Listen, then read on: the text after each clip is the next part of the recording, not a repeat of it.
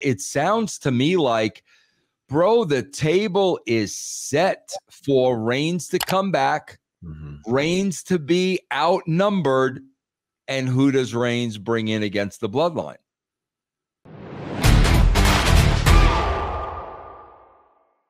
Let's talk about the Rock. And so the WrestleMania 40 behind the scenes was a big thing, buzzing topic on YouTube, WWE's YouTube page. I watched probably about 40 minutes of it as of this recording.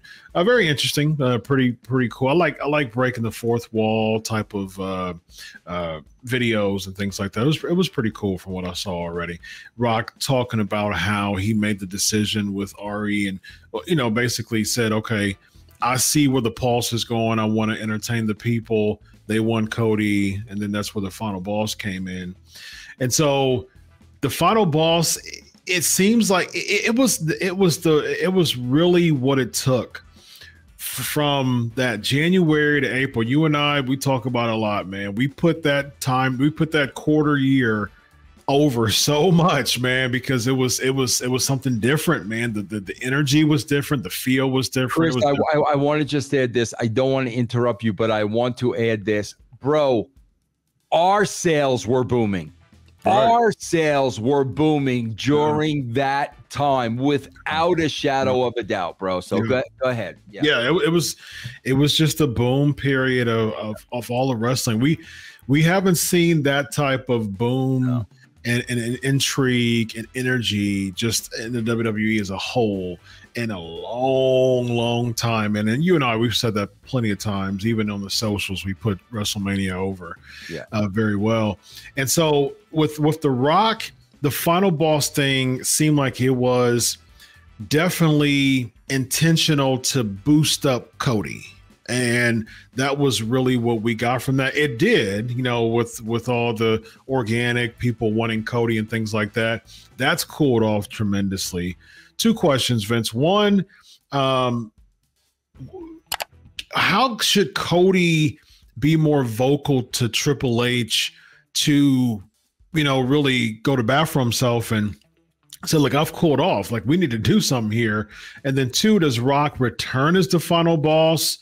Because has that gone away, or does he still remain it for a while? Well, I think, bro, here's what I would do if I was Cody. But again, bro, we got to take one thing into account, bro. Like we can look at this and say Cody's cooled off. He hasn't had any angles and blah. Yeah, and guess what, bro? Cody's making a ton of money. Yeah. Period. He's making a ton of money. But if I'm Cody and I am not satisfied with creative, bro, I'm bringing them creative. I'm bringing them an A and a B and a C of something that I'd really, really like to do. I am bringing them creative. As far as The Rock and the final boss, bro, it sounds to me like, bro, the table is set for Reigns to come back, Reigns to be outnumbered, and who does Reigns bring in against the Bloodline? You think he's bringing The Rock back? My God, bro, you talk about blowing the roof off of that place. I mean, that's, to me right now, that is a no-brainer right now. Yeah. Check out BrainBuster, the daily quiz that tests your WWE knowledge with winning streaks, stats, and more. It's time to see if you're up for the challenge. Man, but that would trounce. With the Heyman thing, their stock went up as far as just buzz and things like that. But man, it doesn't feel to the caliber of Rock and Reigns. No, not at all. They're trying their best, but it just doesn't feel like that. Yeah, not at all. They're doing the best with what they have. I can respect what they're utilizing. It's just that we don't know enough about Tama Tonga, Tongaloa, and Jacob Fatu to consider them to be to the level of the Rock and Reigns. We need to see more of that. Right. You know what I mean? Yes. We don't need to see 50-50 matches and 6-mans and things like that. We need to see them just absolutely absolutely obliterate everybody that is in front of them. And the more you do 50-50, the more it's not going to. And learn a little bit about them. I told Chris, we had this conversation week 1. They need to be individuals. We need to know a little bit about each one, man. They're not doing that at all. Especially, you know, the Jacob Fatu, bro, at least, you know, he looks a little different. The other two could be the Usos. I mean, they look alike. They've got the same bills, bro. We've got to make them individuals, man. You got to tell us something about these guys, bro. And there's a lot about Jacob, man. Dude's got 7 kids. You know, what I mean, he's leaving a Samoan dynasty in and of itself. He was in prison. His life turned around because of watching the Usos on television. That's what I want to know. Yeah, I mean, that's what I want to know, bro. Yeah, and it's interesting, man, because you can really use that in the bloodline. Bring the Usos back together. Again, I'm not a big fan of the Usos being back together, but at the same time, if you bring in the element of, look, I changed my life because of y'all. Y'all just going to sit here and ignore me this whole time. You know, I've been calling, I've been reaching out to you, I've been saying thank you, and you wanted to spend so much time with Roman. You know what I mean? And that can give him a reason of why he's going against Roman. We don't know why he has beef with Roman Reigns right now. You know what I mean?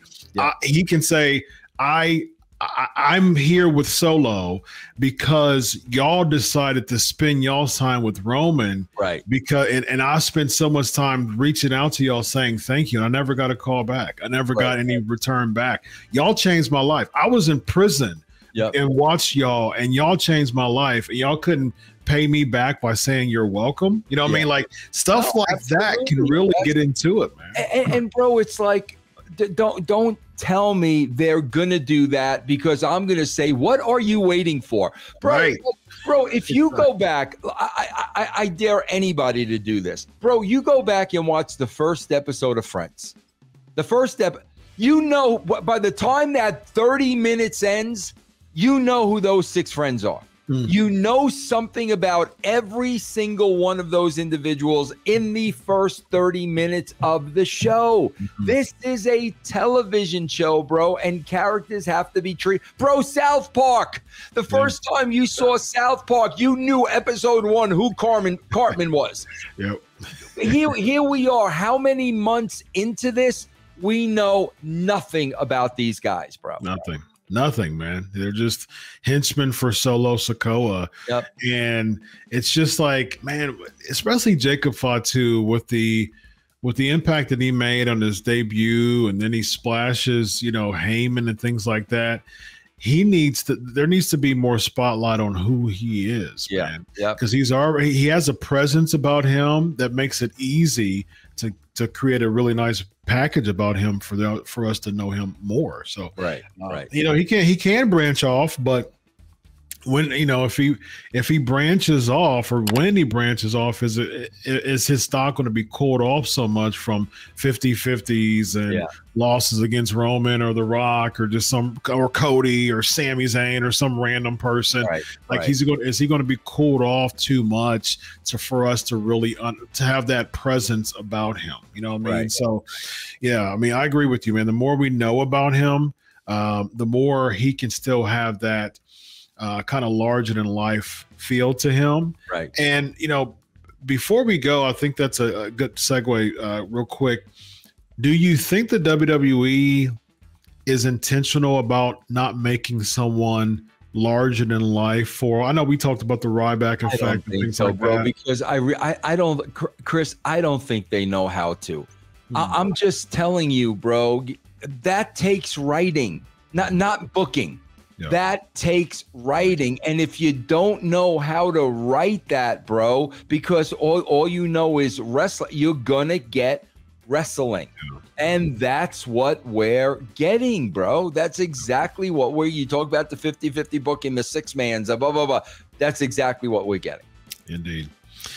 This guy right here is Vince Russo. I'm Dr. Chris. This is Writing with Russo. Have a good night, everybody. So long.